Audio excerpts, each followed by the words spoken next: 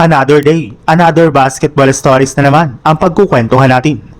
At ngayon nga ay pag-uusapan natin ang balitang pagkapanalo ngayong araw ng Houston Rockets at ang balitang pabor pa rin nga na po ang playoffs sa Los Angeles Lakers. Naging matagumpay nga po ang comeback ng Houston Rockets sa kanilang game laban sa Phoenix Suns matapos silang manalo pa dito sa score na 119-105. Kahit man nga pumaga silang natambakan sa umpisa ng kanilang laro, ay nagawa pa rin nga po nilang makagawa ng adjustment para makuha pa dito ang panalo sa pag-step up ng kanilang pitong manlalaro.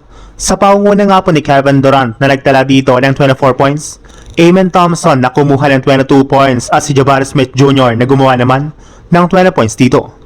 At pagkatapos nga po ng kanilang naging laro ay mismong si Kevin Durant na nga po ang nagsabi na masayang-masaya nga na po siya sa naging mindset ng kanilang team kanina laban sa Suns sa kabila ng maaga nila ditong pag-struggle, ay hindi para naman nga po sila agad sumuko. Gumawa para naman nga po sila ng ilang mga in-game adjustment na siyang dahilan bakit nakapag-comeback pa ang kanilang kupunan. Isang magandang senyales nga po iyan na gumaganda ng chemistry ng kanilang team bago pa man sila pumasok sa playoffs. Ang maganda pa dyan, dahil nga po sa kanilang panalo ay umabot na lang naman nga po sa 0.5 games ang kalamangan sa kanila dito ng ika-4th seed na Lakers. Ibig sabihin, malapit na nga po nalang maungusan ito sa mga susunod na araw.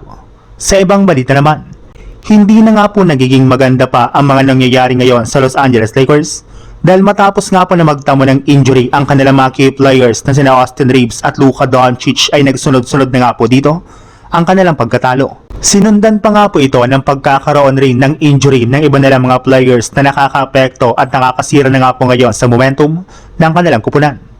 Tagilid na rin naman nga po ang kanilang pwesto sa standings ng West since posible na nga po na mahulog sila sa ika-5th seed at tuluyan na nga pong mawala dito ang kanilang home court advantage.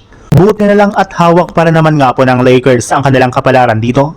Gayong kailangan na lang naman nga po ng kanilang team na maipanalo ang kanilang mga natitirang game para ma-secure ang kanilang 4th seed sa Western Conference.